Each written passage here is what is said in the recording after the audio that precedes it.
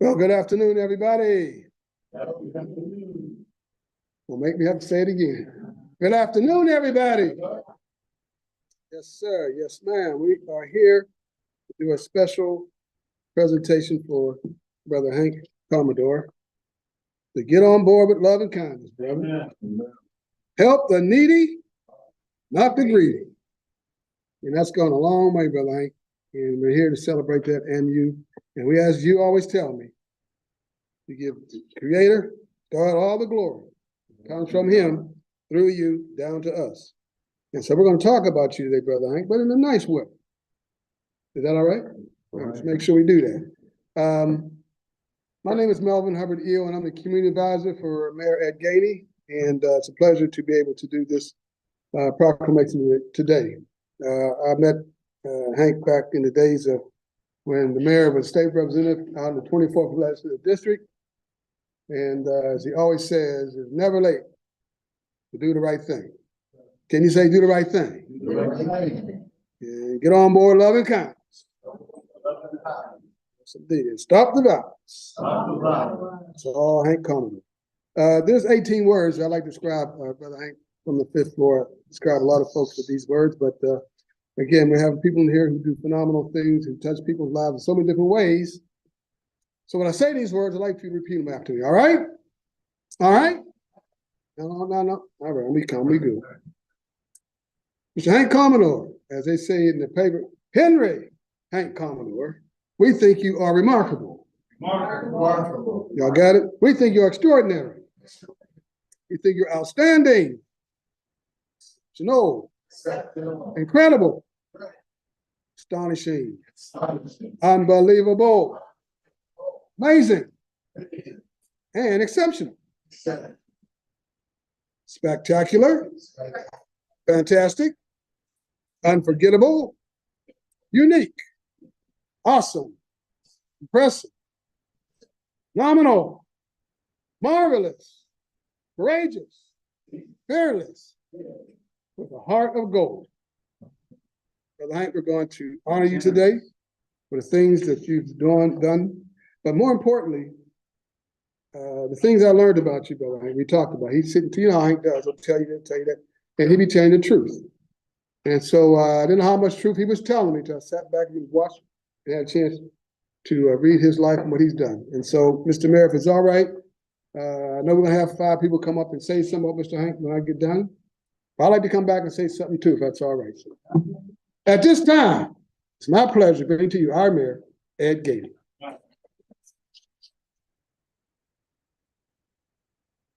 Brother Hank.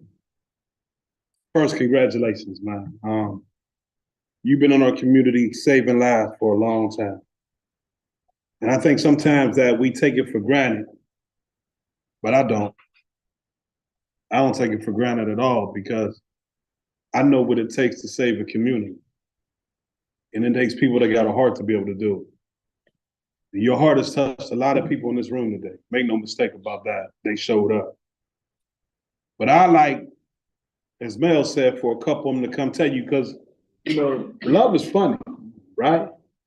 They all love you, but I can promise you they all love you for different reasons, right? No one loves you for the same reason. Like, love is universal, so it's be impossible for everybody to love you for the same reason. They all love you for the different reason you deposited in their life. I don't know the love that you deposited in their life. And 9 out of 10, neither do you, unless they tell you. A lot of times people talk about it after the fact, not while you're here. And so I like for 5 people to come up. Now I know some people in here and I ain't scared to call names. So who will be the first to come up and say, hey, listen, this is how you impacted my life. And be honest, this is why I love you. Who will be first? Now let me start calling. Come on up, sis. Come on, there we go. Come on.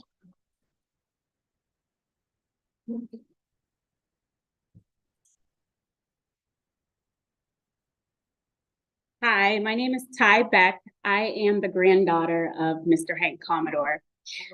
So naturally, I've known him all my life. My mother is his daughter, and he has always been the definition of love and kindness since I was a little one. I have lots of brothers and sisters.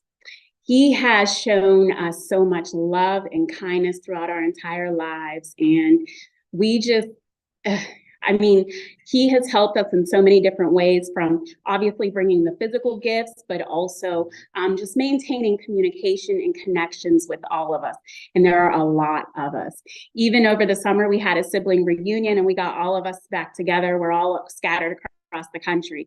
And he showed up as everyone's path. And it was just a beautiful thing. And I'm a school counselor, which is part of his background. So I honestly wouldn't be where I am without him and his love and kindness that he's shown me throughout my years. So thank you so much, Pat. I love you.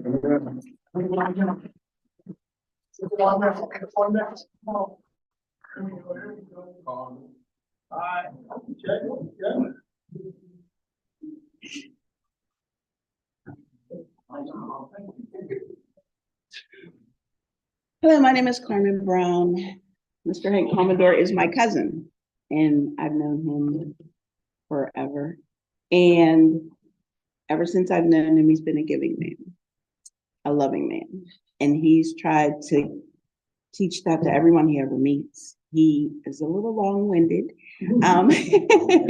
but what the message he gives you is always a positive one. He's given furniture, he's given clothes, food, flowers. He'll go get buckets of flour, just give them to the women to get a smile on their face. That's the type of person he is. And he's taken in the kids that I grew up with to give them a better home. He's just a wonderful man. So everything he's done from his heart. And he just wants everyone else to do the right thing, get on board with that love. And he has a lot of wisdom. So he's always there if you need him. Thank you for all that you do. Love you.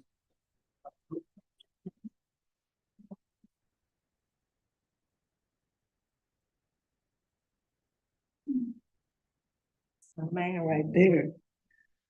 My name is Dorothy Robinson, and I've known Hank for over 40 years. And how I met him was through my kids. My kids called me and said, "Mom, there's a man giving away bicycles and furniture up at the corner." This was in Homewood. This is where I'm from.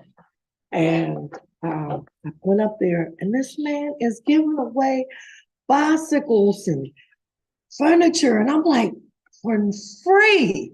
And, you know, it was just like a raffle situation. But then I became friends with him. And the journey went on. And it's been 40 years. And I'm going to tell you what, it's been a ride with this man.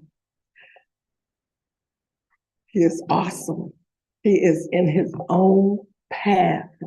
And what he is a good example for all of you all, how his heart is, the kindness that he gives. He doesn't just say it, he lives it. And I will forever love this man for that, okay? And he's still in my life.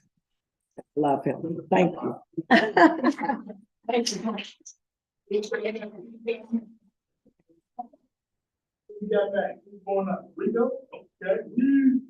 I don't do this. I don't talk about anybody. I met Hank 16 years ago, 17 years ago in the courtier's office. We're doing a story on him. Remember that? Yeah. And ever since, it's been like a brother to me. You know, you have people in your life that you role models, and you try to emulate, you know, the things that they teach you. Like, we're doing this story on them, and I'm like, you filled up how many vans of toys and gave them to children in the hospitals and the burn units? You got kicked out of Kennywood because you won the game so many times. You got kicked out of Kennywood for winning. You know what I mean? And it's just, I'm like, I want to be like this guy. You know, this is what I want to be like when I grow up. You know, and she's right. You long-winded, bro. But it's all good because everything that you're saying is all positive. You know what I mean? And, you know, it's always about God. It's always about the youth. It's always about the kids. And, you know, you live, help the needy, not the greedy. You know what I mean? Like, anybody ever says that, and, you know, they gotta think of you, you know what I mean? Like, always, you know, all lives matter, you know, you do the right thing, and, bro, I mean, I'm using your sayings all the time, you know what I mean? And I appreciate you. I appreciate all the stuff you do, and there's no way that this isn't enough. You know what I mean? This is great that they're doing this for you and recognition for you, but honestly, it's not enough. You need 100 times this. Thank you. Right. Hey, one more thing. I never wear a t-shirt out, man. We got one more.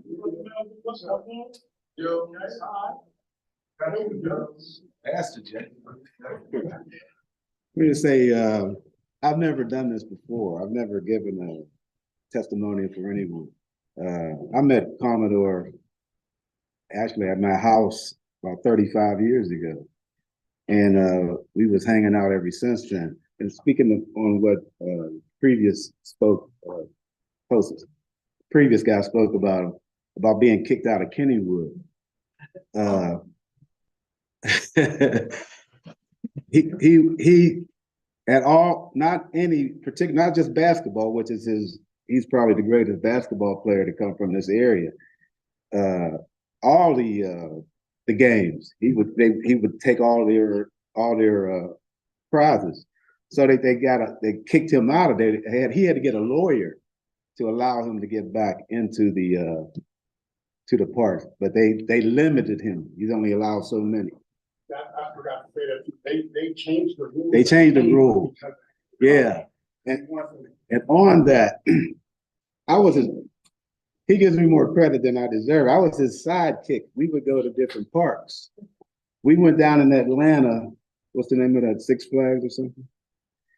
We were going into Six Flags, and we asked, well, where are the prize booths? They said, oh, don't waste your time there. The kids said, don't waste your time. They said, nobody ever wins those prizes. They said, we've been here 4 years. They're the same prizes. They never renewed the prizes because they're the same. Nobody ever wins them. I said, we got a man's going to win them. We went into that park, and I've never won anything in my life. I won 3 or 4. Just following him. He took all of their prizes. We didn't have anywhere to put them. We had a rental car, and we had all the trunk. We had nowhere else to put it. The car was so full of prizes that we could have had to peek to see out the back. And we took him down to the mayor's office down there, and they really appreciated him. He gave talks at some of the activities that they had. And just in closing, he's the most generous person that I've ever met. And some of that even rubbed off on me. So yeah, he's a great person. He deserves every bit of it. Yeah.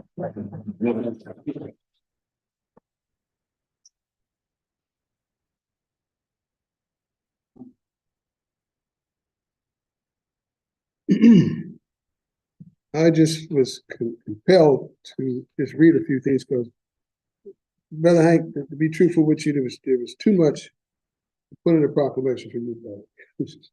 It was too much.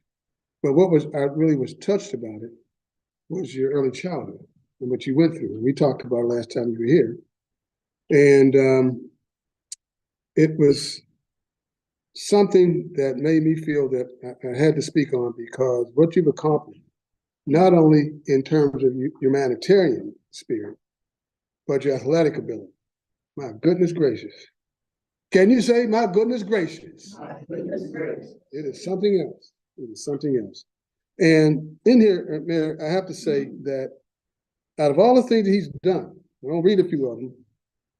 The one thing that really knocked me out was that he became a national ping pong champion and was nominated to try out for the 1972 U.S. Olympic team. Isn't that something? Hank Commodore, you're too much, brother. Too much. One of the things I really wanted to read for you, Brother Hank, is that it says, when Commodore was 2 years old, he severely burned his hands and later developed a reaction to dirt. Consequently, He had to wear gloves and endured relentless teasing, but at age 15, there was a cure that was found. But here's the key to change his life, I think, in terms of him at school. While on the junior varsity team, Hank Commodore was kept on the bench. He finally got on the floor after his teammates begged the coach to put him in. And his performance was impressive enough that he eventually earned a full basketball scholarship to Northwestern Oklahoma State University. Go ahead, Hank. Give it up for him now. He grew up watching his parents open their homes to help other people in need. This combination and this role model that his parents showed him and appreciation for his teammates ultimately changed the course of his life for the better. This is his words. I'm successful because of my teammates' caring and integrity. Thus began a life of giving. As a dean of students, he housed around 300 students. Someone spoke about that. You need to clap for that. The various problems, and he since watched graduate and go on to college. And his fight against violence. Tragedy also influenced him about 24 years ago. Since his murder involved his brother. He certainly explained that. And his Commodore's lifelong habit of compassion and his mantra of love and kindness became his prime defense against any anger or negativity.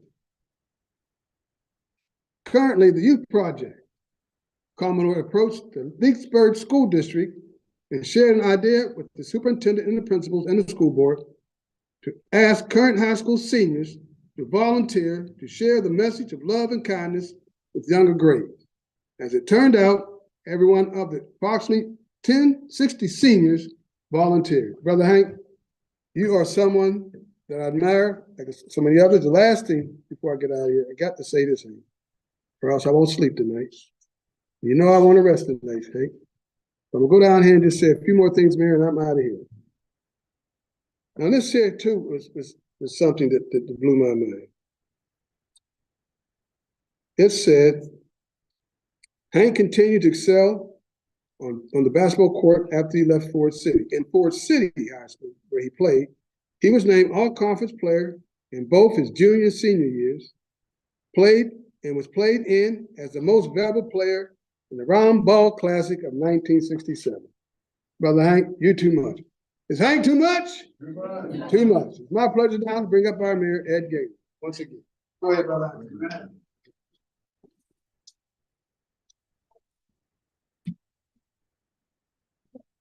Now, whereas the esteemed, respected, beloved, and admired and appreciated Hank Commodore is honored for a lifetime of excellence, Hank Commodore gives God all the praise and glory with love and kindness as a part of a remarkable journey of get on board with love, and you will get on board with love and stop the violence. This unbelievable servant leader has a caring heart and has a giving spirit. And in 1948, he was born to James and Mary Commodore and grew up in Ford City, Pennsylvania. Wow, I didn't know that. And whereas early in Hank's childhood, experienced the two major medical setbacks and attended a school system that didn't recognize his brilliance, Hank uses exceptional basketball skills and academic excellence to become a spectacular ball player, a miraculous high school guidance counselor, and a transformational community servant leader in the city. And whereas Hank was born and called the premier basketball player of Ford City High School, he was named all-conference player in both his junior and senior year and the most valuable player of the Round Ball Classic of 1967. And whereas his distinguished career as a tremendous leader started after receiving his master's degree in education guidance and counseling from Northwestern State University, he worked diligently for 25 years for the New Kensington Arnold School System as an exceptional guidance counselor specializing in homeschool relations. Hank also specializes in giving back and changing the lives of so many young people by his true dedication to giving, his selflessness, tireless efforts, and generosity towards young kids to tell them that there's life without violence. Ladies and gentlemen, today I therefore announce that this is your day, Hank, an almost livable city please rise and respect Hank as this is your day. God bless you. Yeah. All right, let me move this out. Oh, yeah, that's right. We can't. Go ahead. So, Hank, you got like 2 minutes now, Hank. Make sure you know you go, Hank. You go, man, you go. All right. First of all, I'd like to say I give God all the praise and the glory, because that's where it starts at. Love and kindness. Like I said, when I was a kid, I went to all-white school, Forest City High School. And what had happened there, I had some problems there. When I was 2 years old, I got my hands burnt real bad. I used to cry when I went to school.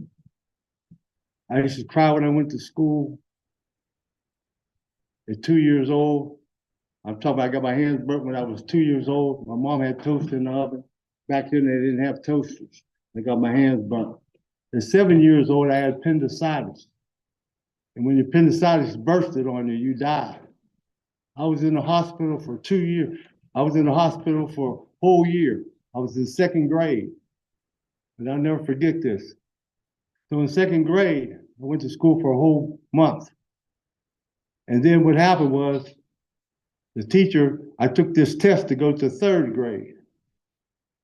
Okay? And the teachers didn't like that.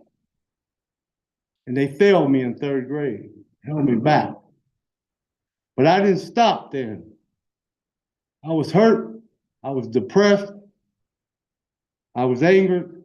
But my parents believed in integrity and grades, things like that.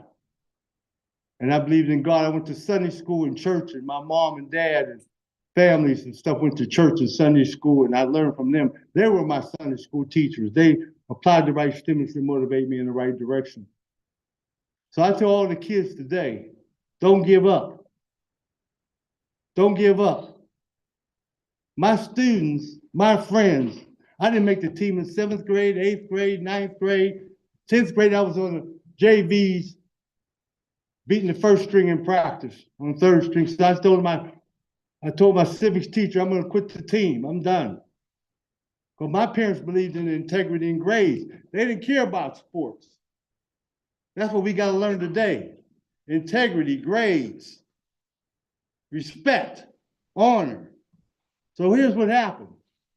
My friends that were white went to my civics teacher and told him I was the best on the team. I didn't know this. So my civics teacher goes and talks to the coach and tells the coach, why isn't he playing? I didn't know this. So he talks to me into going to practice one more time. And I go to practice, and the JV coach says, I'm going to give you your opportunity to play tomorrow night to see what you can do. Base this, the varsity coach had never seen me play before because I only played 1 minute at the end of the game. So when he put me in the game, what did he do that for? Why did he do that for? He put me in the game and I went crazy on him. The varsity coach came up and said, where's he been at? I'm moving him to varsity. Therefore, all WPIL, all state, went to the Round Ball Classic. I left there, went to college. I'm the first freshman that started at Northwestern State University. The first one, all conference. We had a JV team. Then, my sophomore year, I led the nation in scoring, 29 points a game without three-pointers. They pick 100 ball players all over the United States. I was in All-American team my sophomore year, my junior year, and my senior year. I went to all-white college with 2% black. When I was there, my dad, I said, I'm going to UCLA or Notre Dame, because I could have went there, because I went to a smaller school.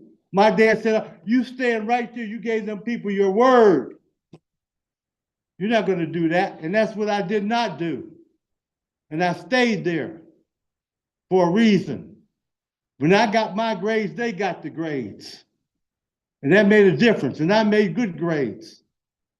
So one time when I led the nation in scoring, my coach wanted to give me a hard time. We just came back from New Mexico University and I had a little afro. So he got a little smart with me. And I went to church when I was in college. I did the right things in college. I was the best dressed in college. And I went to see the president of the school. And I talked to him and I said, I'm thinking about leaving here and going to UCLA or Notre Dame or someplace like that. You know what he told me? We'll get ready to coach before we let you leave. That's what he told me. And I stayed.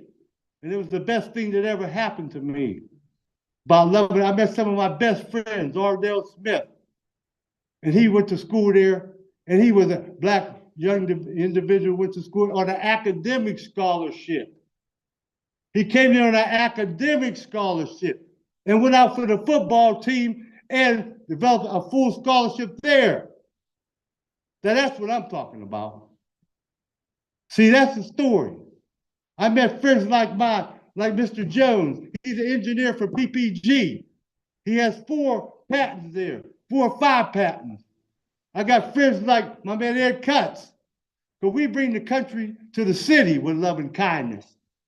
I'm a country boy. If I'd have went to UCLA, I might have been lost. But you know what? God has a purpose for all of us, an assignment for all of us. And that assignment is to do the right thing, all of us together.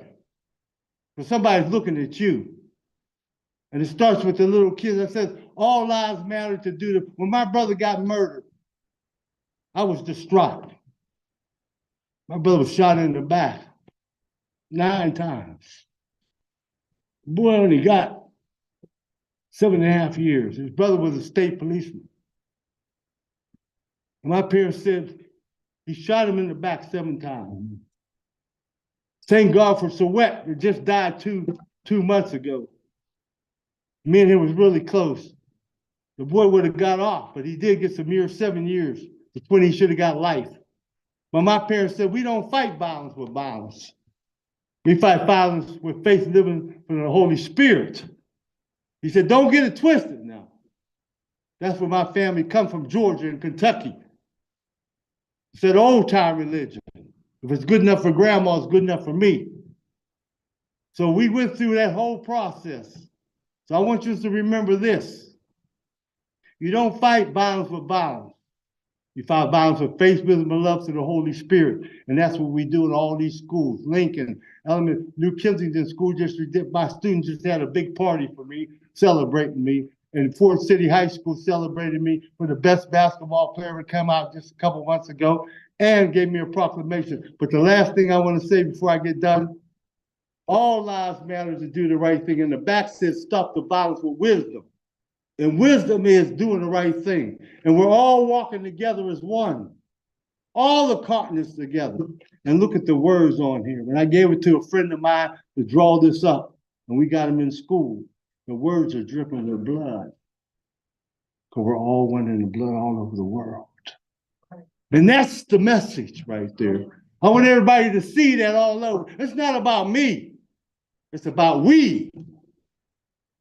All over the world doing the right thing. So I want to leave with that. Mike, before you sit down, one thing you didn't tell me, he was drafted in the National Basketball Association by the Philadelphia 76ers and the ABA Cougars. Go ahead.